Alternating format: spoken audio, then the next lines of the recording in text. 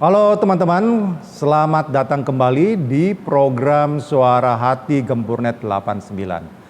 Saya perkenalkan yang hadir di sini ya, silakan mulai dari sebelah saya. Ibu, silakan Bu. Nama saya Lucy Agustin, saya dari Kota Bekasi. Profesi saya sebagai ibu rumah tangga.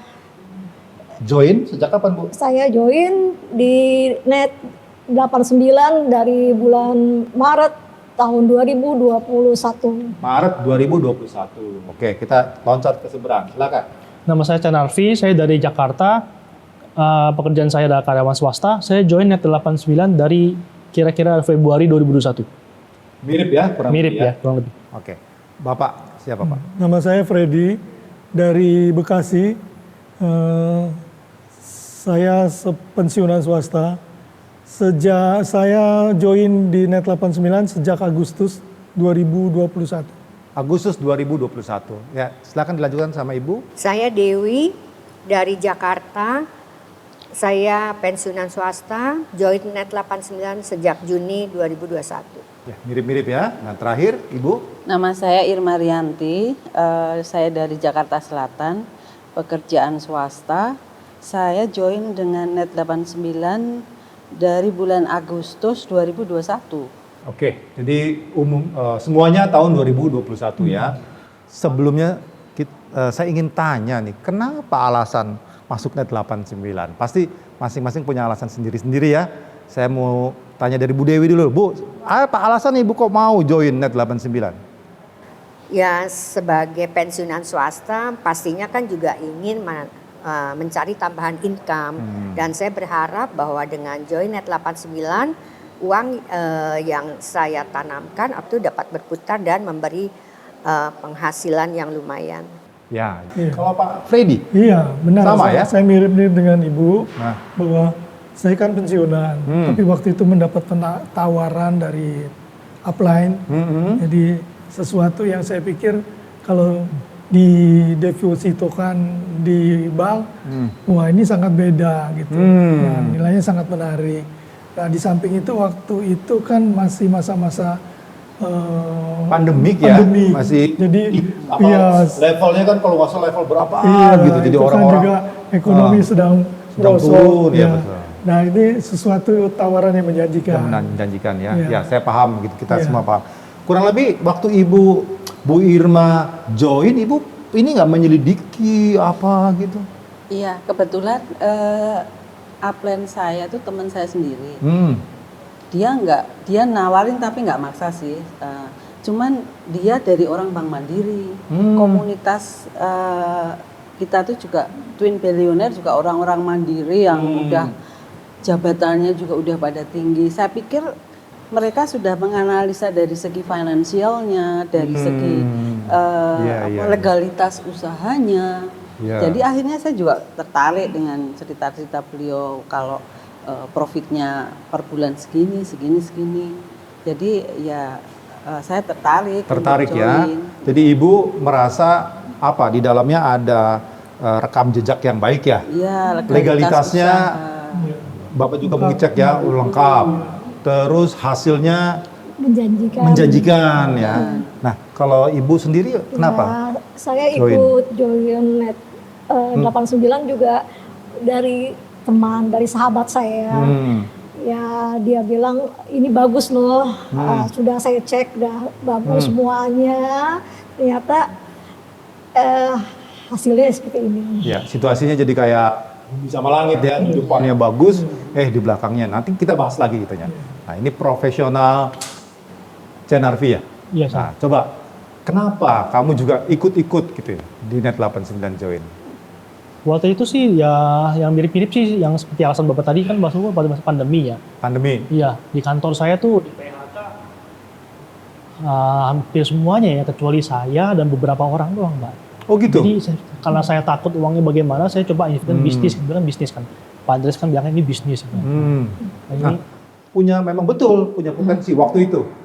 Waktu itu ya karena ya walaupun memang manual mungkin lebih ini, tapi saya mau yang memasukkan dana saya sebagian untuk ya bagian yang lebih stabil gitu Pak. Kan profitnya kan waktu itu menjanjikan dan juga grafik kan begini ya Pak. Ya, Ya. terus bertambah ya. Terus bertambah benar begini. Ya, oke. Dan itu juga seiring waktu saudara saya nggak tawarin tapi abang laki-laki saya dengar dari temannya. Daripada join sama mereka malah join sama saya gitu loh. Padahal saya kan nggak begitu tawarin, dia nggak taunya dia juga cari-cari info, dia pengen Oke, join jadi, gitu. jadi selain diri sendiri, berarti banyak yang join ya dari lingkungan, Keluarga. teman, Iya, keluarga. keluarga terutama Iya, ya. diajak. Betul ya. Nah, berarti sebetulnya sangat masif ya. Iya. Bapak merasa masalahnya apa, Pak? Ya, masalah yang dia janjikan, yang dia tawarkan. Awalnya kan saya diajak teman upline saya. Satu pertanyaan saya sama dia. Apa itu, Pak? Saya kan buta masalah-masalah kayak gini. Saya Iya. cuma tanya, uang saya aman nggak? Dia jawab aman. Terus, iya jelas lah itu nanti kan di rekening Bapak sendiri. Nanti Iya. kapan aja mau diambil bisa gitu. Iya. Nah saya nggak mengerti gitu kan. Oh ya udah saya join. Terus ternyata selama saya ikut katanya, oh bisa WD kapan saja. Dan Nah, Bapak bisa iya, Bapak WD mengalaminya kapan kan? saja, ya Bapak kan? mengalami bisa. Iya, berapa saja. Nah, terus setelah baru ikut Agustus ya, terus makanya saya ajak semua. Istri saya, anak-anak saya pengaruhi semua.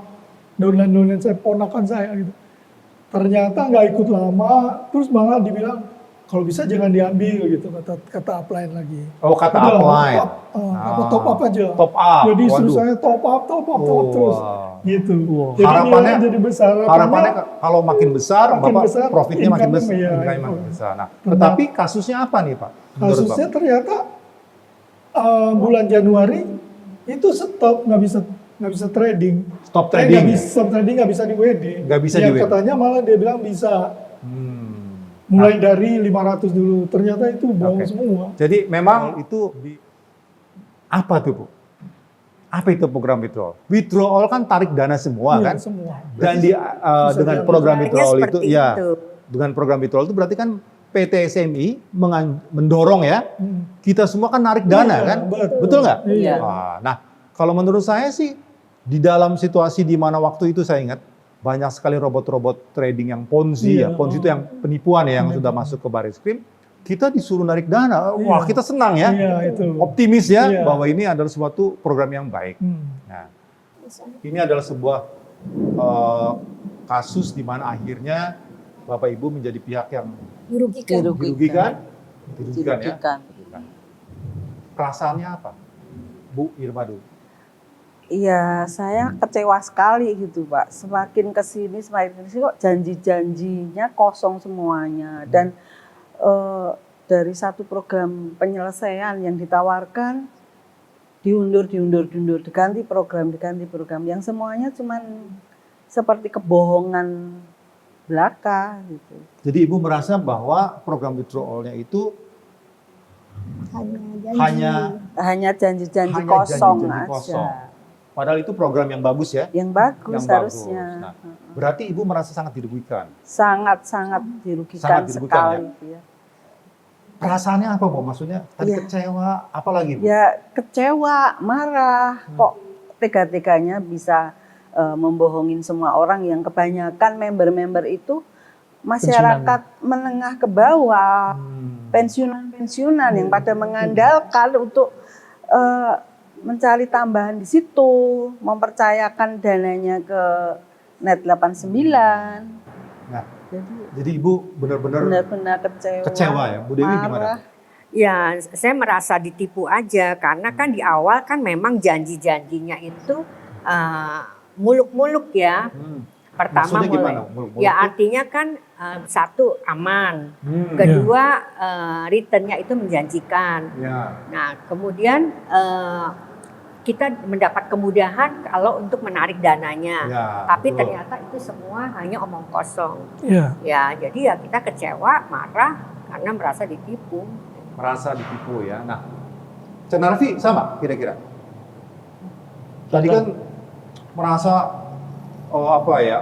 optimis di depan ya kan, Iya, terus dananya juga sepertinya dimasukin ke sini sebagian besar gitu kan. Terus sekarang bagaimana? Sekarang ya gimana ya Pak? Sangat sedih sih Pak, soalnya kan saya akhirnya ya saya membutuhkan dana, ya katanya bisa withdrawal, saya nggak bisa withdraw. Ya, pada saat saya butuh dana gitu. Sebenarnya sih hampir saya tarik semuanya, tapi karena keberuntungan saya kurang. Oh, jadi sempat punya niatan mau ambil. Iya mau ngambil Pak, butuh dana Pak. Tapi malah mungkin selang 2 minggu Pak. Oh, jadi telat ya? Telat Pak. Keduluan dia yang bisa di withdraw. Iya, kebetulan. Bahkan yang lebih parah ini Pak ya, malah offline-nya disuruh withdraw, top up terus. top up. Berarti Bapak sama sekali nggak pernah withdraw. Bukan, ini istri saya. Ah. Istri saya itu. Sama Ini sekali dia belum udah pernah withdraw. Sama sekali belum pernah withdraw. Yang ada yang lebih parah lagi, nggak pernah withdraw sama sekali. Pak. Sama sekali. Malah Jadi di top up. top up. Malah injek terus ini. Jadi Bapak malah anggapnya belum menikmati hasilnya ya? Sama sekali ya Pak ya. Karena yang paling besar istri saya. Wah, luar biasa. Jadi Semua ini dana pendidikan anak di situ, semua dana dana hari pendidikan tua, ya? Iya. gimana Bapak rasanya Pak? Ya sangat shock ya, awalnya shock, sempat bingung gitu. Karena Bingung, ah. ya itu kan dana-dana untuk kebutuhan. Nah kalau misalnya sepeser pun nggak kembali Pak, Iya. Bapak merasa terganggu apanya aja Pak? Ekonomis Iya, terganggu Pak? Ekonomi jelas-jelas terganggu karena di situ adalah dana untuk kita setelah pensiun ini. Iya, Terus dana pendidikan anak itu. kena juga. Iya, terganggu semua. Terus juga kan ada dana untuk kesehatan. Dana kesehatan Iya, Bapak kesehatan juga? kita, keluarga. Asuransi istri, Pak, misalnya, Mas, ya? anak saya.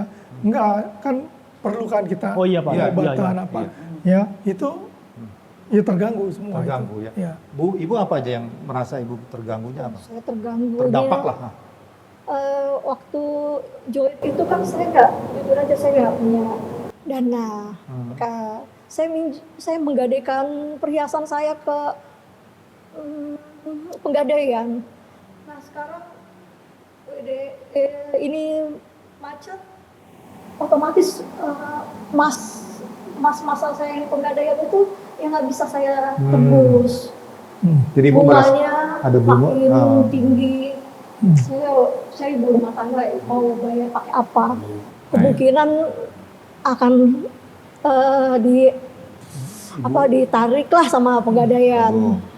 Jadi memang ini kalau sudah begini berarti udah double ya Iya. Double, masalahnya ya. Iya, saya double.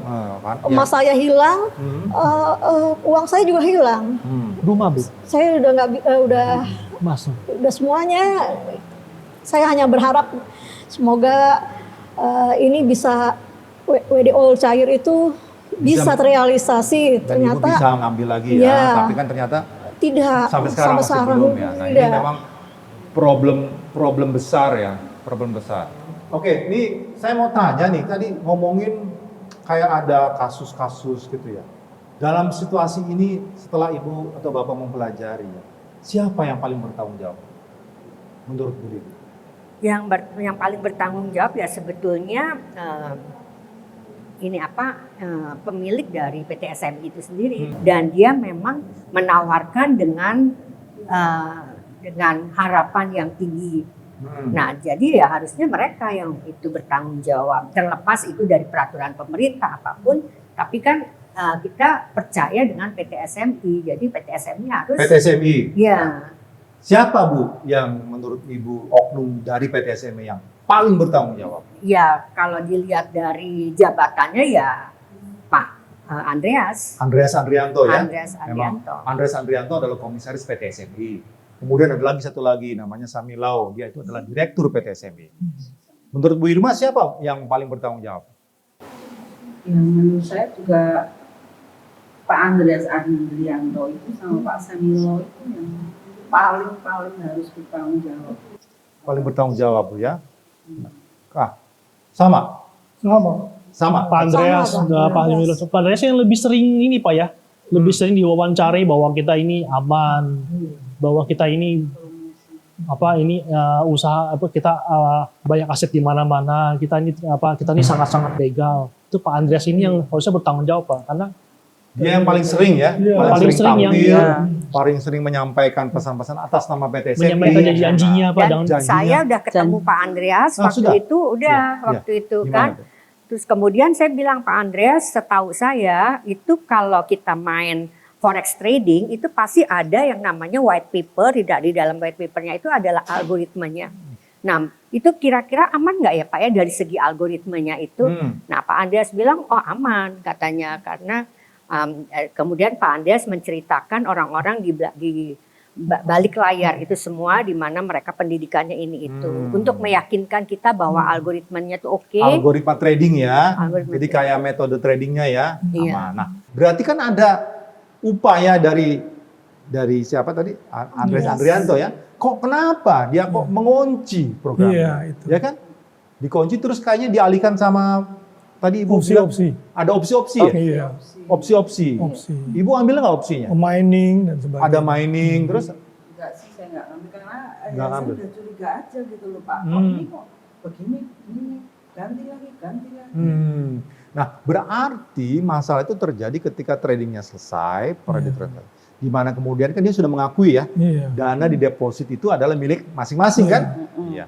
Tapi kemudian dia nggak mau tuh Bu, sebulan, 2 bulan kita masih sabar, Iya. bulan ketiga, bulan keempat, nah baru ketahuan nih sebetulnya ini ada apa-apa Iya. kan. Sekarang kalau misalnya kita dengar berita, dia jadi tersangka, menurut Ibu gimana? Ya saya ada sedikit lega lah Pak. Hmm. Paling nggak kok dari pihak kepolisian udah ada upaya untuk pemeriksaan atau apa. Cuman yang saya kecewa, kenapa dia udah dijadikan tersangka tapi masih bisa kabur ke luar negeri. Itu yang saya jadi Iya. bingung juga gitu loh. Ya, Kenapa? itu memang ranahnya penegak hukum ya. Iya. Kalau kita juga pengen tahu. Ya mudah-mudahan ada berita, karena kelihatannya kan penetapan tersangka kan sudah lumayan lama ya, sudah berminggu ya. Kalau menurut Ibu itu dengan ditetapkan dia sebagai tersangka dan tadi Ibu bilang dia yang paling bertanggung jawab, itu menunjukkan apa kira-kira? Ya, kalau saya sih lebih menekankan kepada yang penting duit balik aja. Berarti sejalan sama tadi Ibu ya? Iya, Pak. Ibu merasa bahwa dia tanggung jawab gitu. Iya, dia harus bertanggung jawab, Pak Andreas dan Samilo. Kalau misalnya dia nggak mau tanggung jawab, bagaimana perasaan Ibu? Ya kecewa, ya marah, ya sedih, Dia nggak mikir apa yang Ibu derita ya ya? derita. Saya derita. Coba bayangin, saya udah kerugiannya 2 kali lipat, Double-double tadi. Bu? double. Iya. Sementara dia enak. Nah, ini juga ada semacam apa, Pak?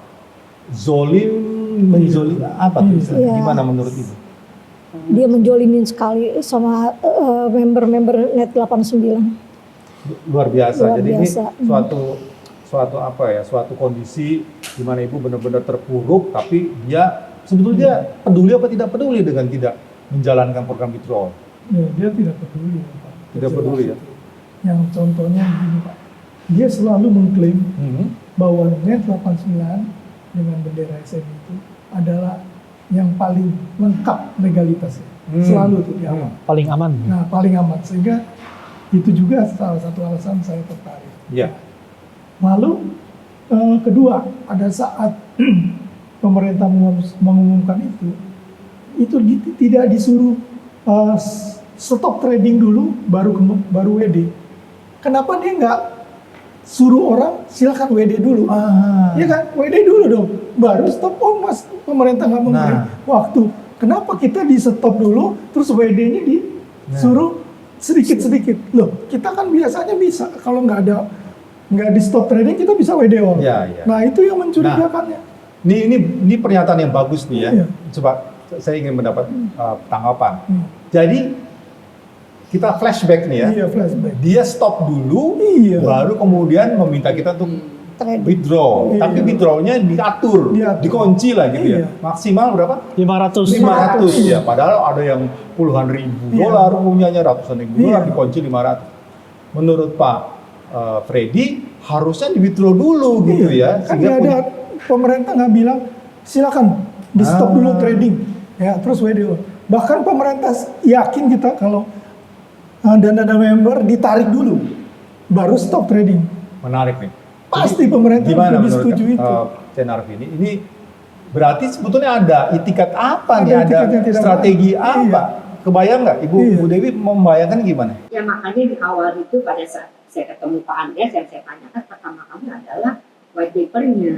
Itu kalau bisa transparan sehingga kita juga tahu paling atau ahlinya bisa mendetek kalau ada kecurangan-kecurangan. Kecurangan-kecurangan di tradingnya dalam sistem atau itu kecurangan-kecurangan di manajemennya. Ini kan sebetulnya kan misalnya dia mengatur ini dulu, stop ini kan manajemen ya, bukan di tradingnya. Itu dua hal yang terpisah. Soalnya sampai sekarang kalau waktu kita mentransfer depositan apa dana kita depositokan dana kita ke sana, mereka tidak ada bukti transfer ke broker, Pak. Nah itu. Gitu. Tidak ada bukti. Tidak ada bukti. Nanti tidak ada jalur yang tidak ada apa ya? Transparansi. Mungkin bukan bukti, dananya itu tidak ada kemana itu. transparansi. Iya. Kita Tapi ke PT SMI kan untuk membeli sistem ibunya itu ya. Tapi kan kita Habis itu mentransfer kemana? depositnya kan ke Harusnya exchanger kan. Exchanger kemudian ke broker. Iya. Kalau dari temuan gimana Pak? Pak Adi, jauh-jauh hari saya punya pemikiran ya bahwa kalau bisnis sedemikian jumlah yang sangat besar, nggak mungkin nggak ada MOU antara SMI dengan broker. Ya kan? Nggak mungkin itu nggak ada MOU. MOU, Pak. MOU dia pasti ada. Maksudnya apa, Pak? Ya, suatu pernyataan perjanjian kerjasama itu. Ya kan? Dia kan bawa dana besar dari member ke Maka itu saya katakanlah broker. Sebagai member kita tuh nggak pernah lihat transparansi dananya itu kemana. Ya, ini yang dan saya juga mau bicara. broker biasa kita kan tahu ya trading manual di forex broker itu biasanya tuh withdrawalnya tidak ada exchanger Pak. Ya. Biasanya ya Pak antara mungkin kartu kredit atau melalui PayPal. Langsung ya, langsung tapi gitu ya. memang nggak ada pakai macam-macam tetap ya memang ini sistemnya robot ini memang ada diciptakan exchanger sub exchanger karena saya dengar ya pengakuannya karena mereka in partnership sama pihak marketing katanya. Jadi exchanger sama sub exchanger itu dianggap sebagai marketing yang nanti merekrut gitu loh. Jadi betul? Ya kan sampai sekarang ini kan broker ini kan legalitasnya kan kurang jelas Pak dibanding kalau kita trading manual kan berbeda sekali kantornya ada. Walaupun di luar negeri ya, walaupun di entah berantah di pulau yang tidak jelas. Ya, pokoknya ada tanda tanya besar lah. Mastermind-nya menurut Ibu Pak Andreas. Andreas ya, iya. Nah, berarti memang cocok tadi Ibu bilang pelaku utamanya adalah yang paling bertanggung jawab adalah. Aktor utamanya ya. Makanya di situ kan saya tembak mengenai white paper waktu ketemu Pak Andreas itu. Karena saya sudah curiga bahwa itu ada di satu atap. Dijawab apa Bu? Dijawab apa sama? Rahasia dapurnya dia. Rahasia dapur. Jadi nggak mau. Spekulasi saya sih karena Bapak bilang ada transaksi kripto. Spekulasi uang kita dibelikan kripto. Oh, itu spekulasinya ya. Karena kan Bapak kan bilangnya kan ada transaksi kripto yang besar. Dan ini ternyata satu atapnya bisa jadi uangnya ternyata tidak diapa-apakan hanya disimpan ke kripto. Harapannya Bu. Nah, ini kalau misalnya sebelum masuk harapan saya mau sedikit tambahin Pak. Gimana Pak? Tadi. Sekarang logikanya aja begini Pak. Seandainya Pak saya punya banyak teman-teman ya kan yang mana saya kelola. Ya. Untuk suatu bisnis dia titip uang ke saya. Ya. Lalu uang ini saya udah titip ke Pak Adi, istilahnya itu broker lah, ya kan? Ya. Lalu gitu. mereka serang saya kan, loh gimana Pak ini? Dia bilang kan, bahwa uang dana Anda aman tapi di broker, bukan di dia. Dia hanya jual robot, gitu kan? Tapi dia diserang terus. Nah, caranya supaya saya untuk meyakinkan teman-teman, betul loh dana saya pengennya lebih meyakinkan dong kepada para ini member. Saya minta dong Pak Adi, bikin dong statement bahwa dana itu memang ada di Anda dan Anda minta supaya WD-nya bertahap 50-50. Ya apa susahnya? Oh, ya kan? Jadi Bapak pengen, tadi Bapak mengibaratkan bahwa Pak Andreas itu harus bisa memaksa broker untuk memberikan video kalau perlu video itu yang di. Lah, tetapi kan itu Bapak kan nggak tahu ada. yang punyanya belah siapa? Enggak, maksud saya ini kan kita belum tahu. Yang menurut pengakuan dia itu kan broker terpisah. Awalnya kan awalnya bilangnya begitu. Iya, nah dia mestinya daripada mereka curiga sama saya, kan saya bilangnya ada di broker. Kalau misalnya Bapak memang punya itikat baik, pasti caranya begitu kan. Untuk semua dilakukan untuk bisa terbuka. Iya. Tapi karena memang tadi di satu saya sudah tersangka, berarti dia memang punya Iya, itu Iya kan? Nah caranya berarti dia tidak mau terbuka seperti yang Sampai Bapak sekarang mau. brokernya nggak tahu Pak. Di Makanya. balik itu kan seharusnya kan ada yang namanya perusahaan broker itu dua perusahaan Pak. Betul. Juga. Pasti ada CEO-nya, Iya. ada Enggak, komisarisnya. ini bicara waktu awal-awal Pak. Ya. Mungkin awal-awal ya. Ya, Waktu ya. awal-awal Paham. stop trading. Nah, saya selalu berpendapat begitu di grup. Ya. Saya malah dibully. Ya. Itu saya bilang, "Loh, sekarang apa susahnya?" Ya, si broker ini kan kerja Kalau sama. memang wajar, Iya. tidak susah. Iya, Masalahnya kan Satu atap tidak brokernya. wajar. Iya. Sekarang Satu ngomongnya atap. satu Kan atap. ketahuan sekarang Iya, satu atap. tinggal Jadi dia memang- menampilkan, Baik. misalnya Pak Adi tampil dong, bikin Iya, video iya, oke. kesaksian. Sudah cukup jelas Pak. Iya kan? Oke, jadi ya memang berarti ini bagian pacu melawan Iya. waktu. Bu, jadi harapannya apa Bu? Kalau misalnya ini Pak Andreas ada di depan Ibu sekarang, coba ngomong langsung. Pak Andreas, tolong dong, saya ini hanya ibu rumah tangga, kembalikan uang kami yang Bapak Sandra selama 9 bulan ini. Saya ingin janji-janji Bapak yang mengatakan WDO akan cair, tolong realisasikan. Segitu aja Pak. Pesannya jelas ya. Bu Irma, Pak Andreas, saya minta tolong dari hati nurani Bapak yang paling dalam. Korban-korban Bapak itu sudah sangat menderita karena ulah-ulah Bapak. Tolong dong Pak, penuhi janji-janji Bapak. Paling enggak kita bisa WDO, bisa kembalikan semua dana-dana kita. Itu aja. baik. Ini juga pesannya sangat jelas. Bu Dewi mau tambahkan? Pak Andreas, pesan kami di sini hanya satu. Tolong kembalikan uang kami, jaga reputasi Bapak. Karena Bapak hidup hanya sekali. Makasih Bu. Pak Freddy giliran. Andreas kan juga seorang kepala keluarga dan punya istri, punya anak. Dengan perbuatan Bapak yang tidak bertanggung jawab, yang menghancurkan masa depan banyak member, itu bukan berarti Bapak hanya gratis, itu akan terdampak sampai ke anak-anak Bapak nanti. Jadi sebaiknya cepatlah sadar, bertobat untuk mengembalikan uang member yang pada menderita. Ya, terima kasih Pak Freddy. Saya tambahkan, mungkin Silakan, bisa langsung ngomong. Pak Andreas, mungkin saya tambahkan sedikit, hanya bisa mungkin berdampak ke akhirat Bapak bagaimana. Ini yang saya mau saya sampaikan, Bapak tuh pengecut ini, Bapak tidak bisa merealisasikan janji-janji Bapak dengan kata-kata Bapak bahwa ini perusahaan yang aman, tradingnya jelas, legalisasinya, tradingnya aman, dan ternyata sampai sekarang brokernya satu atap dan banyak semakin terbongkar ya setelah kasus ini. Tolong kembalikan dana kita. Banyak orang-orang pensiun yang sengsara, banyak orang yang sakit, yang tidak bisa mendanai orang-orang yang sakit, dan juga saya juga butuh uang saya ingin merawat ibu saya karena ibu saya sudah tua. Orang tua saya cuma saya tinggal ibu saya sendiri, sudah umur 70-an ke atas, 74 ya Bu. Jadi tolong kembalikan uangnya. Kita semua butuh dana. Itu aja. Ya, jadi semuanya himbauan yang sangat masuk akal ya. Kita tidak neko-neko ya. Kita hanya merasa bahwa apa yang dijanjikan ditunaikan sebaik-baiknya, secepat-cepatnya. Sudah cukup ya? Sudah cukup. Ya, sudah cukup. Dengan demikian episode dari Suara Hati ini kita cukupkan sampai di sini. Terima kasih atas perhatian. Mudah-mudahan apa yang kita perjuangkan mendapatkan hasil sebaik-baiknya. Ya, Amin. terima kasih atas kehadiran Bapak Ibu. Ya. Sampai ketemu di episode mendatang. Saya ingin mengajak teman-teman untuk melakukan salam ya. Salam gempur, WD cair. Gempur terus sampai WD cair. Sampai ketemu.